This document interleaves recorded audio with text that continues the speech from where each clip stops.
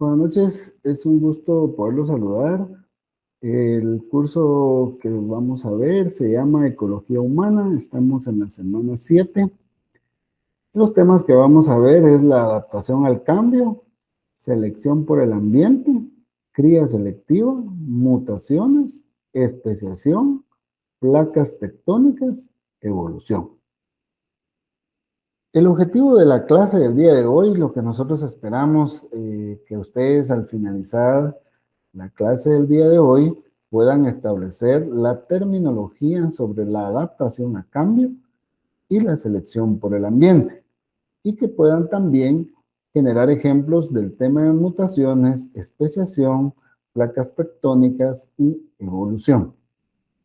Principalmente dentro de lo que se quiere es que ustedes hagan toda esa mezcla de fundamento teórico con todos los aspectos terminológicos a manera de poder ejemplificar cada uno de ellos, de acuerdo a lo que vamos viendo, pero también quiero recordarles que no dejen de visto todo lo que ya llevamos de las 5 clases anteriores, para que pues tengamos claridad en alguna terminología que va de la mano una tras otra en función de lo que nosotros llevamos en clase.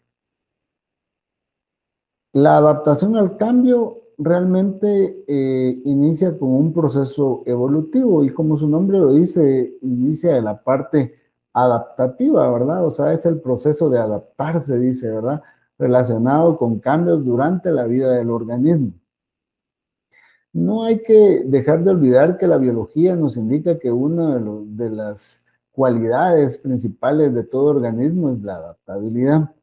Eso no quiere decir que todos los organismos son capaces de adaptarse, ¿no? Hay una frase muy común que decimos la adaptación del más apto, ¿verdad? Que es basado en esta premisa de la biología. Básicamente esto es de lo que hoy estamos hablando, porque todos estos cambios que le suceden al organismo es en función de que el organismo necesita de una u otra forma generar adaptabilidad al medio en el que se encuentra. Algo importante en esto de tener claro es que nunca es el medio el que se adapta al organismo, es el organismo el que se adapta al medio, ¿verdad? Eso es lo que hay que dejar claro, ¿verdad? Es que no es una cuestión de que todo lo abiótico va a encontrar una manera de que ese organismo vivo básicamente eh, se vaya a adaptar. Es el organismo que va a encontrar todos los mecanismos posibles para poderse adaptar. Eso no significa que la adaptabilidad sea de manera inmediata, sino que esta adaptabilidad puede ser de generación en generación. Eh, y por eso le llamamos también un proceso evolutivo.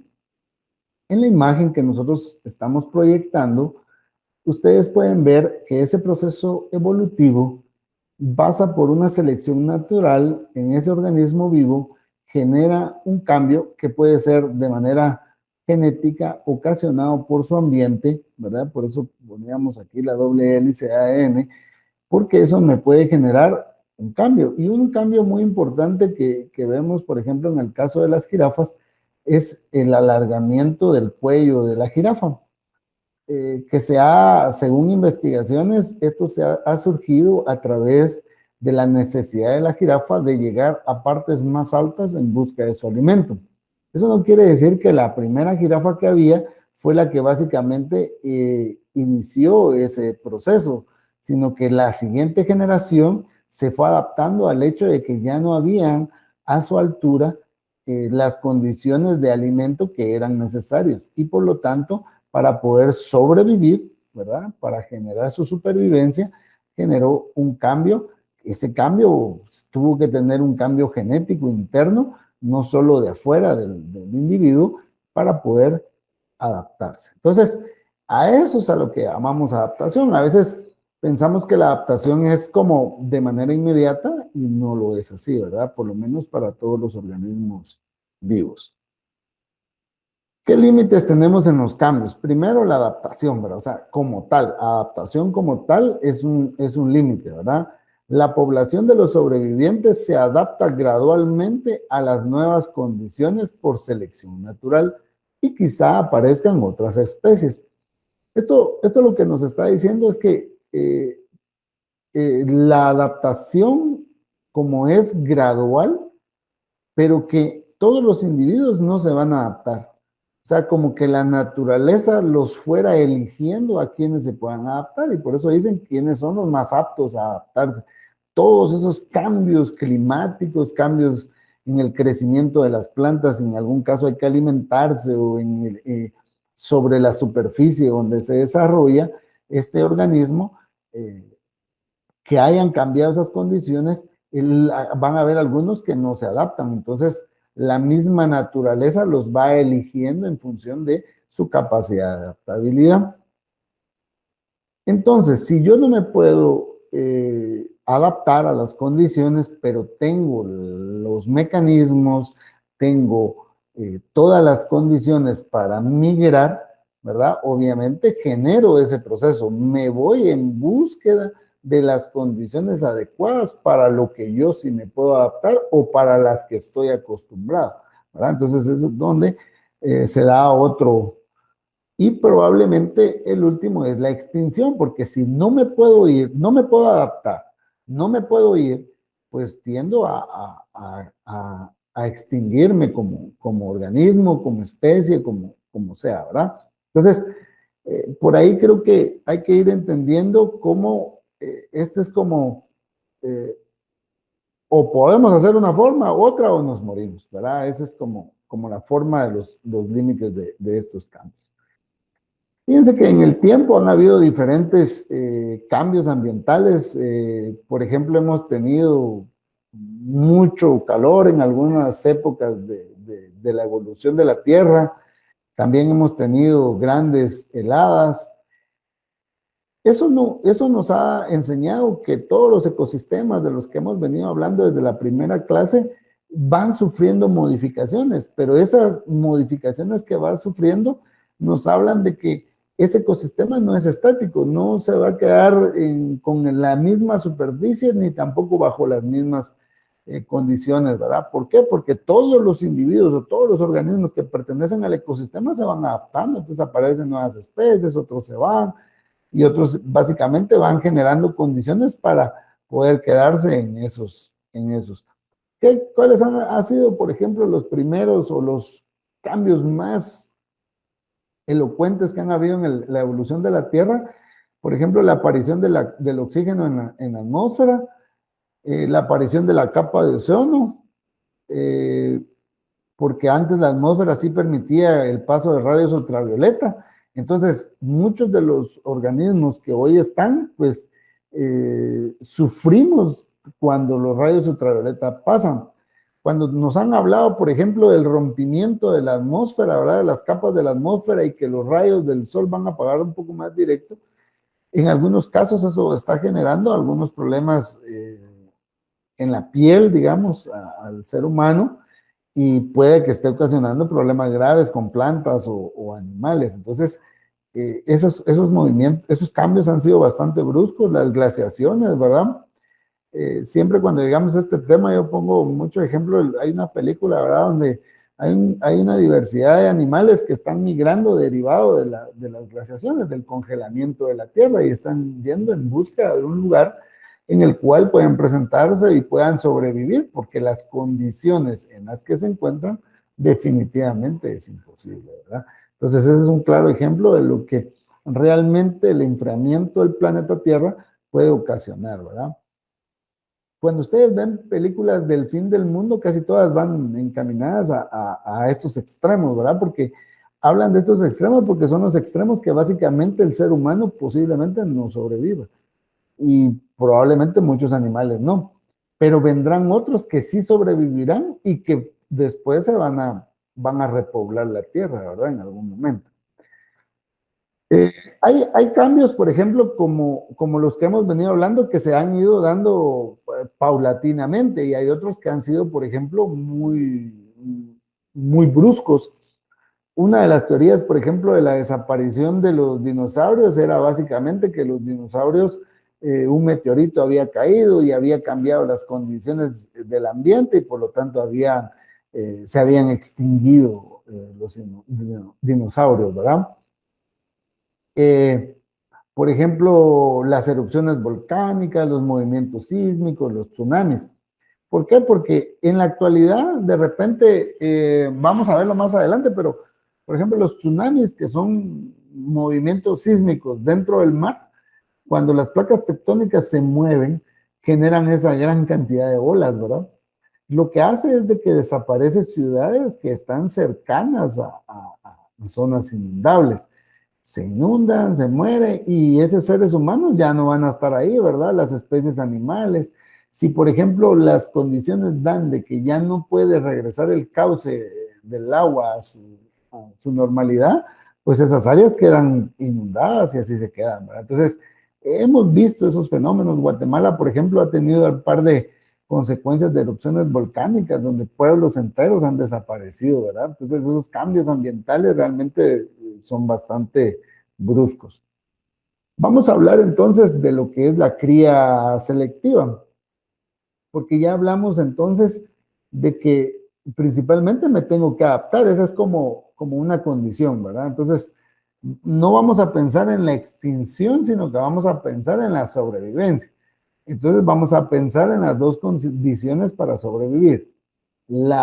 El tema de la adaptabilidad y el tema de la migración, buscando condiciones más o menos óptimas. Vamos a hablar de la cría selectiva, ¿verdad? Y vamos a entender que la cría selectiva es todo aquello cuando nosotros vemos algunas especies, por ejemplo, aquí menciona especies agrícolas y especies domésticas de vegetales que proceden de poblaciones silvestres, cuyo método principal se basa en el seguimiento. O sea, la cría selectiva es el seguimiento, ¿verdad? Entonces, por ejemplo, ¿verdad? Yo quiero un animal, en este caso el ejemplo dice un perro, ¿verdad? Lo quiero de patas cortas, gruesas, capaz de escurrirse las madrigueras de los animales para ayudar a los cazadores. Entonces, como no habían perros de ese tipo, fueron buscando aquel perro que más o menos se parecía a esas condiciones y lo entrecruzaron con otro que tenía otras condiciones que querían. Y entonces va saliendo en la siguiente generación un perro ya más con las condiciones. Y así siguen haciendo los cruzamientos hasta llegar a un punto en que ya tienen realmente el animal que ellos querían, ¿verdad? Con todos los rasgos y todo, ¿verdad? Entonces, y si quieren irle cambiando, pueden hacer lo mismo, ¿verdad? Entonces, cuando ya va de generación en generación, en los cruzamientos, digamos, en los perros es donde mayormente lo vemos, ¿verdad? Por ejemplo, dice que el lobo es el antecesor común de todo, tanto de perros callejeros como perros de raza, ¿verdad? Por ejemplo, los perros de raza, su evolución ha sido por una selección artificial y los perros callejeros por una selección natural. Vamos a entender los perros callejeros por selección natural porque de acuerdo a lo que van encontrando se van adaptando y ahí se va generando una serie repetitiva de reproducciones que se van a llevar rasgos de uno y de otro y que van saliendo nuevos perros con esas condiciones. En cambio, en los perros de raza, por ejemplo, el perro fue seleccionado, como explicábamos en la cría selectiva, ¿verdad? Entonces, es más, hay perros que hacen ciertas actividades, pero porque han sido domesticados de esa forma, pero que también esa domesticación va pasando de generación en generación. Por eso hay algunas condiciones que el perro como que ya las entiende de una manera. Lo mismo pasa con caballos, con los vegetales, ¿verdad? Eh, por ejemplo, genéticamente se han ido cambiando muchos de los vegetales, ¿verdad? Podemos, por ejemplo, si yo quiero una especie de algún fruto que tiene espinas, pero yo ya no quiero que tenga espinas, pues busco uno que no traiga muchas espinas y lo voy cruzando y de ahí salen los clones, los híbridos, por ejemplo, para ir mejorando, ¿verdad? Porque se mejora tanto la fenología como la parte genotípica del individuo, ¿verdad? También se pueden modificar los comportamientos que les decía, ¿va? Entonces, y así es como vamos. Entonces, eso es lo que conocemos nosotros como cría selectiva. Entonces, les decía, por ejemplo, en los vegetales, ¿verdad? Por ejemplo, esta musácea, digamos, es como el antecesor común de la coliflor, del brócoli, del repollo, etcétera, ¿verdad? Entonces, ¿por qué? Porque fueron tomando las condiciones hasta que fueron dejando esta condición. El caballo más burro, dice, sale una mula, ¿va? Las vacas que dan mayores volúmenes de leche y tener más músculos son para filete y carne molida de res. La cría de perros, gatos y peces, que ya lo habíamos hablado, y diferentes variaciones de verduras de la planta de la mostaza silvestre, que es, bueno.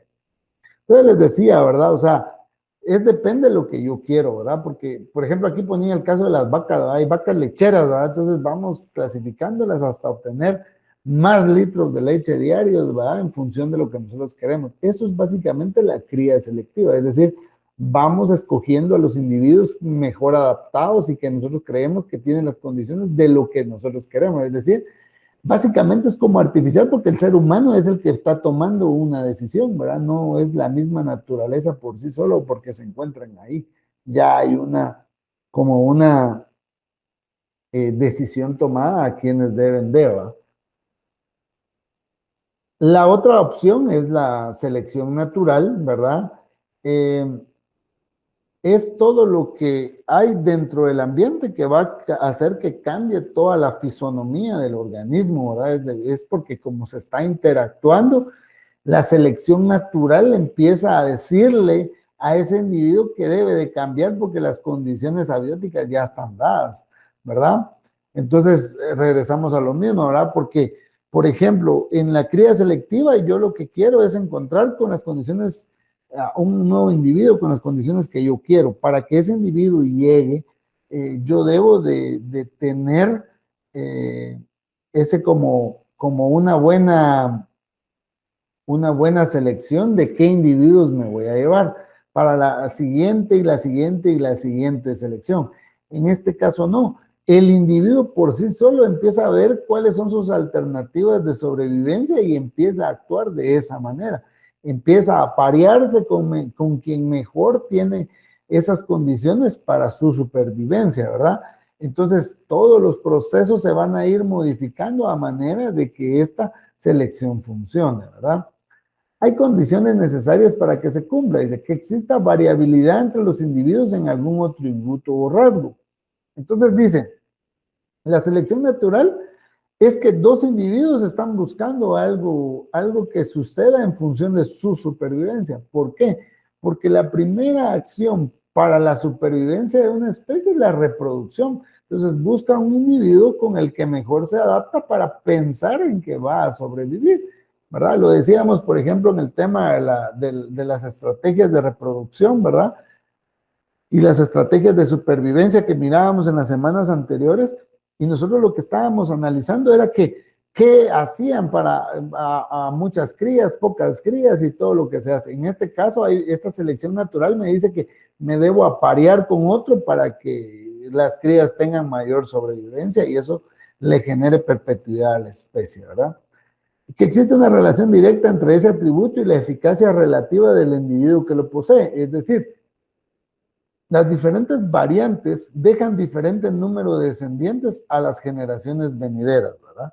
Y que ese atributo sea heredable, ¿verdad? Que eso que se está generando dentro de esta generación se pueda heredar a la siguiente generación en función de lo que la selección natural desea.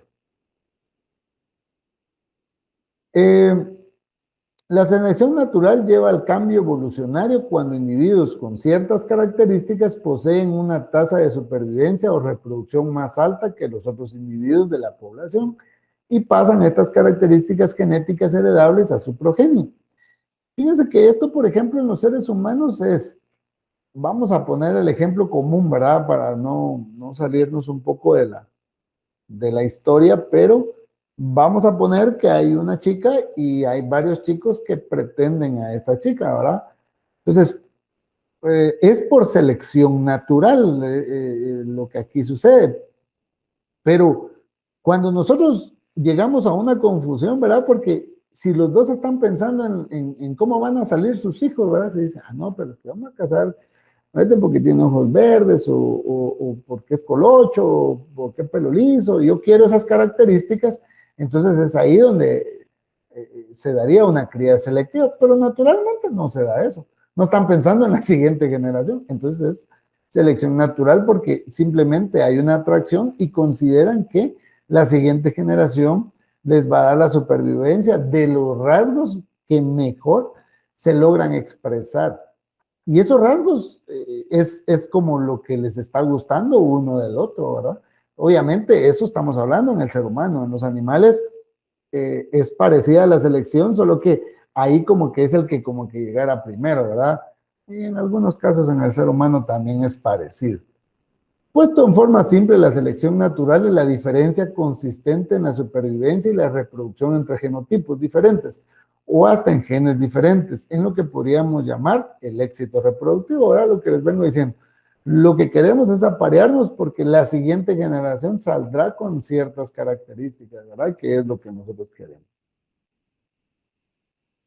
La selección natural explicada con el tema de las jirafas que veníamos hablando.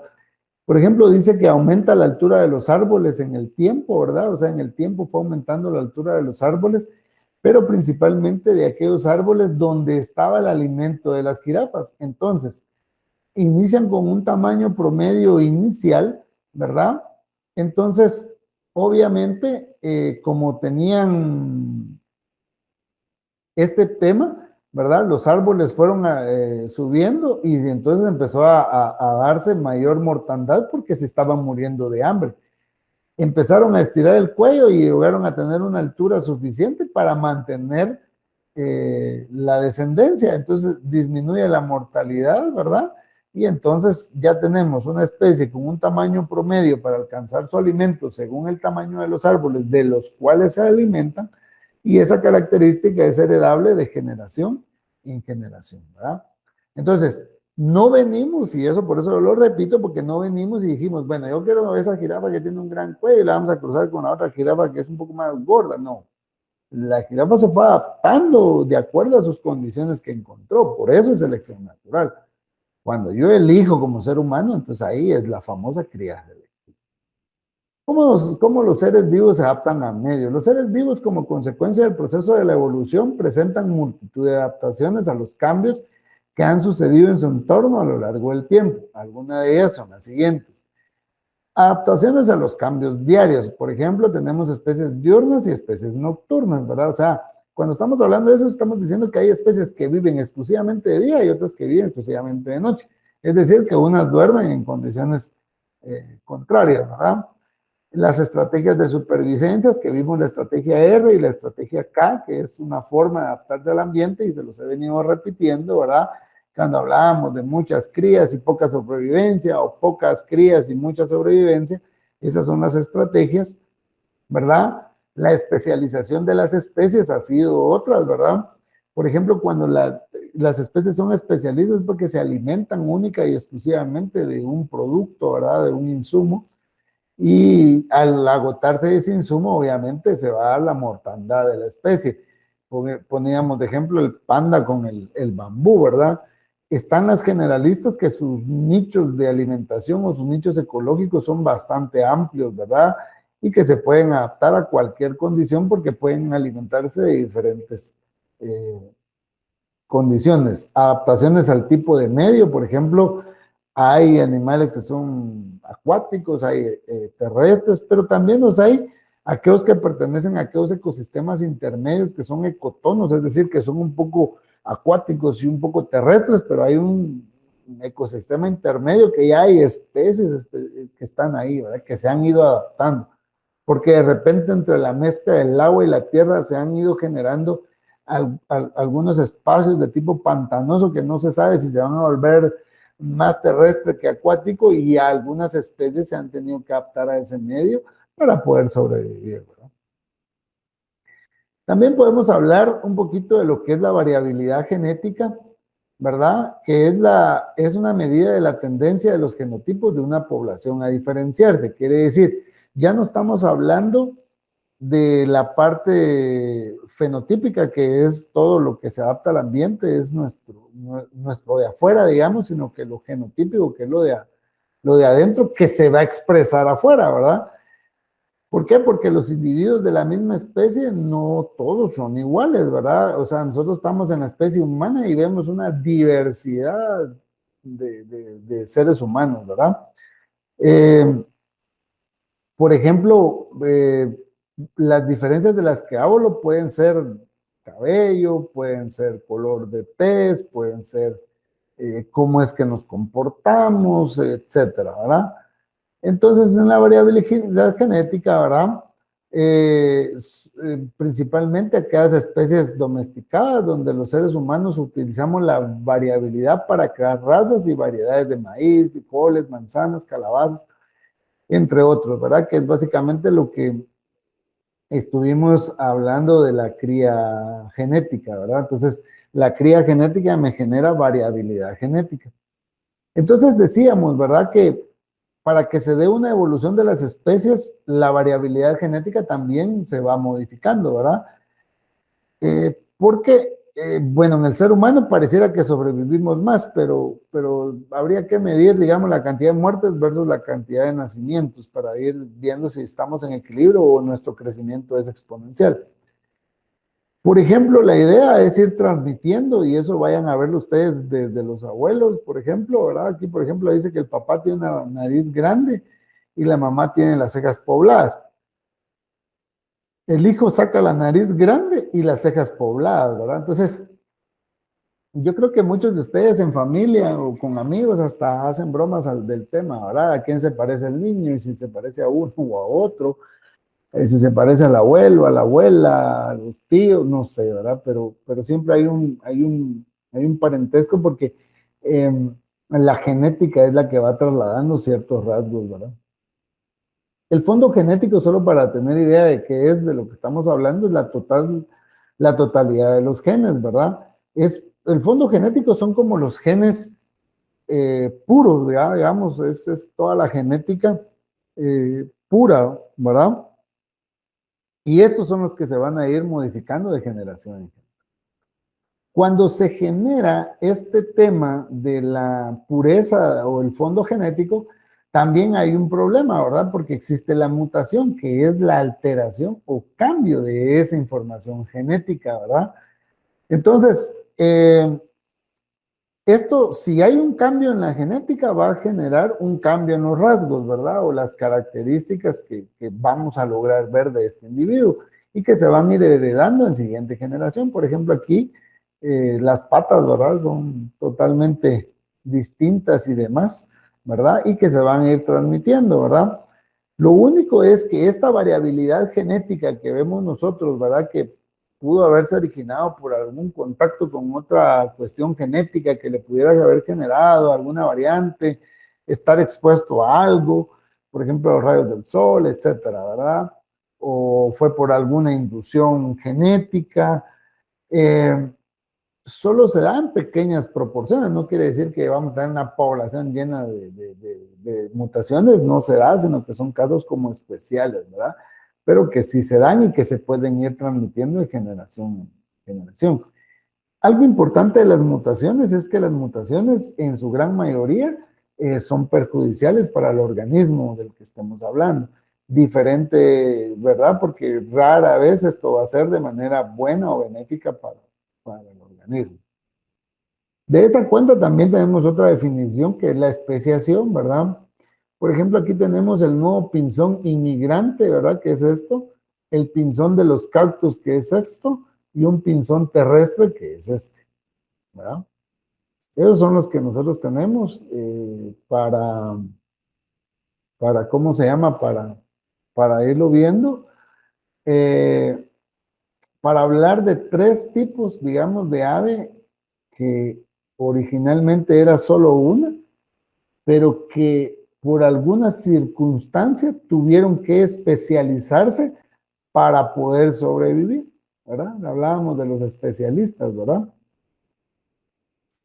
Y dice aquí, es la formación de nuevas especies por un proceso mediante el cual una población de una determinada especie da lugar a otra u otras poblaciones, aisladas reproductivamente entre sí y con respecto a la población original.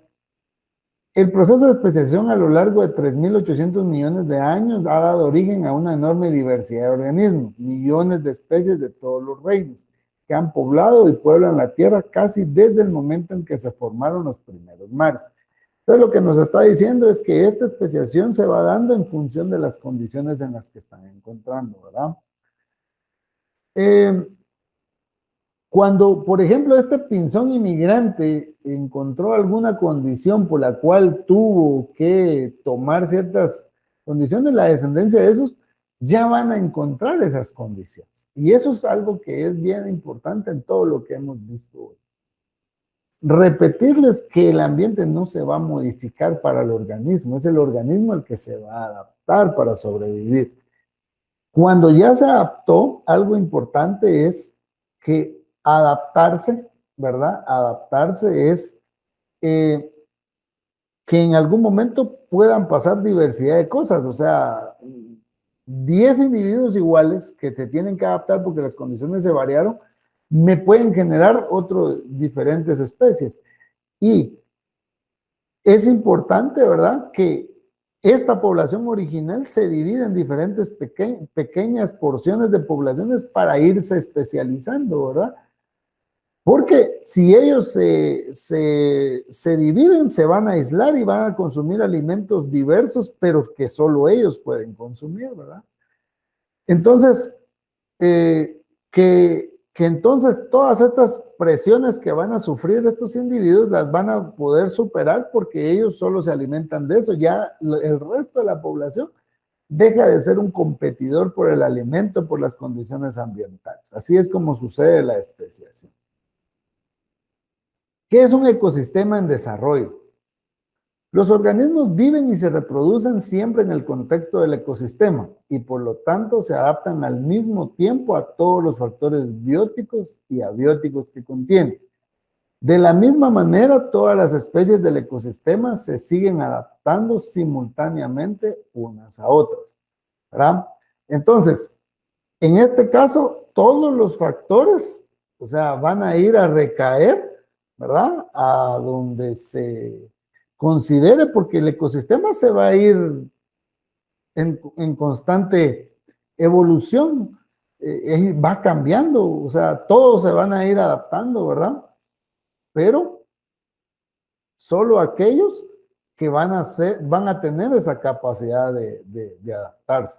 Por lo tanto, por ejemplo, algunos van a decir, bueno, pero esta alimentación ya no me corresponde, entonces, como decíamos, ¿verdad?, se tiene que ir.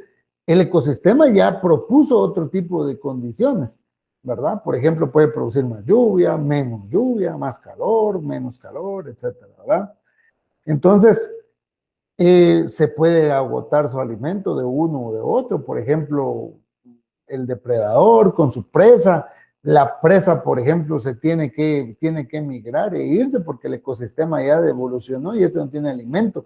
Entonces, el depredador obviamente se quedó sin alimento porque su presa también se fue y tiene que migrar o va atrás de su presa, ¿verdad? O se va adaptando de repente a otras condiciones, ¿verdad? Aquí está lo que les decía, ¿verdad? El tema de la temperatura, la humedad, la luz, ¿verdad? Entonces, todo eso, todas esas presiones que el mismo ecosistema está generando, ¿verdad? Los organismos tienen que ir adaptándose a esos. Han habido algunos cambios mundiales, digamos, en el tema del clima principalmente, ¿verdad? No podemos predecir a exactitud los climas, pero ya tenemos una idea de cómo se pueden dar, ¿verdad? Pero en algunos casos estamos bastante cerca y en algunos no, ¿verdad? O de repente nos queda muy poco tiempo. Por ejemplo, cuando hablamos de un huracán o una tormenta, a veces el tiempo es muy corto en lo que lo identificamos y en lo que vemos que hacemos, ¿verdad?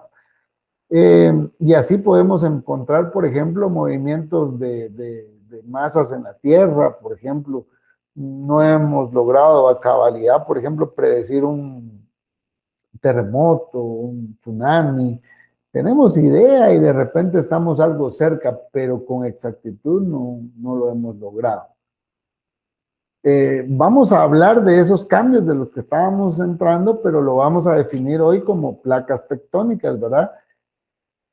Y dice que las placas tectónicas no se mantienen estacionarias, se mueven de manera lenta, pero inexorablemente unas con respecto a las otras. La velocidad promedio del movimiento sería de hasta 6 centímetros por año, pero al cabo de 100 millones de años suma casi 8.000 kilómetros en los segmentos que se desplazan con mayor rapidez. Imagínense, quiere decir que en un año se va a mover 6 centímetros dividido en lo que se mueve al día, ¿va? Entonces es bien poco si lo analizamos en el tiempo en el que nosotros vivimos, pero en el tiempo de la Tierra probablemente sea mucho, ¿verdad? El movimiento de la corteza no es gradual, se atora y salta. Eso quiere decir que ese movimiento no es que lo vaya haciendo un poquito, sino que es de manera brusca, ¿verdad? En un momento se detiene y puede generar cualquier movimiento, ¿verdad? Entonces, esos movimientos de las placas tectónicas son los que nos generan erupciones volcánicas, nos generan sismos, terremotos, tsunamis, dependiendo si suceden en el agua, ¿verdad? Entonces, el terremoto, la erupción libera presiones y entonces sigue un periodo de calma acumulando hasta llegar nuevamente a causar una ruptura. Entonces lo que tenemos que entender básicamente es que la erupción, el terremoto, solo es una forma de acomodamiento de esas placas tectónicas, ¿verdad? Como que ya tiene demasiada presión la placa tectónica, genera un movimiento, se genera el terremoto y libera esa presión y vuelve a la calma y se queda ahí, ¿verdad? Por mucho tiempo probablemente, ¿verdad?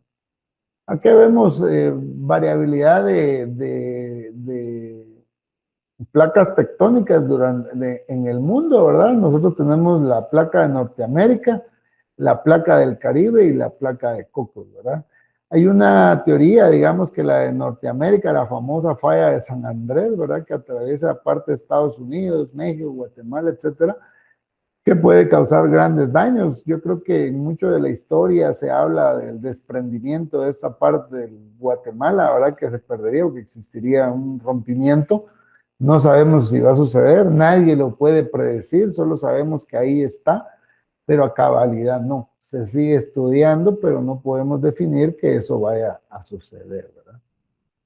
Cuando las corrientes de convección ascendentes de material fundido alcanzan la superficie, las placas son forzadas a separarse y la brecha que dejan se llena de material fundido que se solidifica. Entonces ahí formamos cordilleras oceánicas, ¿verdad? Y actividad volcánica. Dos placas se deslizan de costado, la falla de San Andrés en California, sobre la línea de la falla hay un terremoto grande cada 50 a 100 años. Entonces, básicamente que muchas generaciones no van a ver ese tipo de actividades, pero suceden en el mundo. Una placa se desliza debajo de otra, hay temblores periódicos porque el desplazamiento no es uniforme. Una colisión continental es la que causa terremotos periódicos, pero el resultado gradual es que las placas se pliegan y se levantan en la forma de cadenas montañosas, de manera parecida a los capos cuando los autos chocan.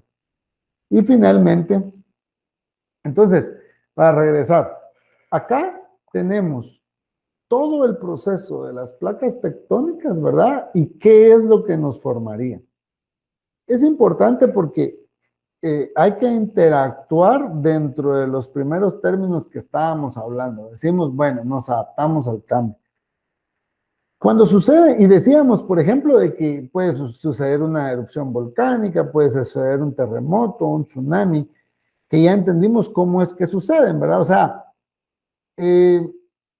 si una de estas placas tectónicas en uno de sus movimientos me va formando una cordillera o va generando una erupción o un terremoto donde se da grandes cantidades de muertes de seres humanos, pérdidas materiales, pérdidas de animales, plantas, obviamente puede cambiar toda la fisonomía de un lugar, todo el relieve, todas las características especiales. Eso va a cambiar, pero tenemos que tomar en cuenta que el cambio de eso me va a cambiar un ecosistema y por lo tanto hablábamos de la evolución de los ecosistemas. ¿Por qué? Porque si el ecosistema está evolucionando es porque sus condiciones abióticas principalmente empezaron a modificarse, ¿verdad? Durante ese periodo. Hay periodos muy fuertes, digamos, o demasiado bruscos que se pueden dar y hay periodos que van más lentos y llevan una evolución como que más periódica, más horizontal en el cambio, ¿verdad?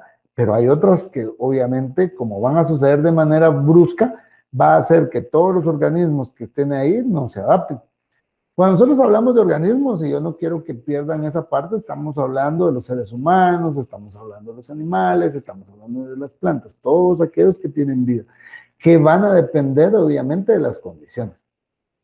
Guatemala, por ejemplo, para que ustedes se puedan dar una idea de los cambios, es que Guatemala posee muchos microclimas, entonces ustedes, si ustedes van en bus de una ciudad a otra en Guatemala, ustedes pueden encontrar una diversidad de variantes que hay en función de la vegetación, que esa vegetación probablemente se ha ido adaptando en el tiempo a todos esos cambios climáticos, ¿verdad?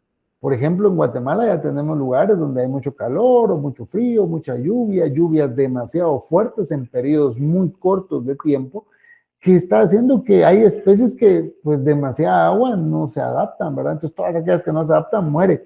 Lo que sucede es que los cambios a veces son durante, como desde generación en generación, nosotros como seres humanos de repente no los percibimos tan fácilmente, ¿verdad?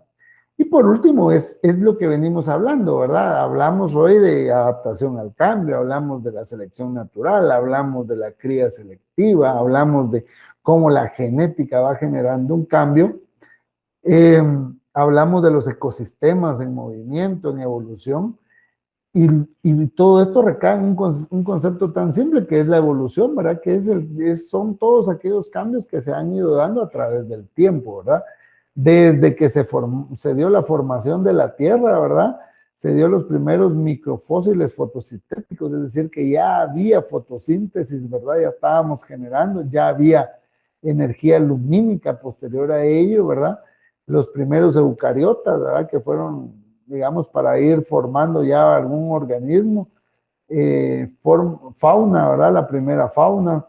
Aquí hay una expansión cámbrica, los primeros vertebrados, ¿verdad? O sea, acá ya teníamos, por ejemplo, toda la parte terrestre, ¿verdad? Porque ya teníamos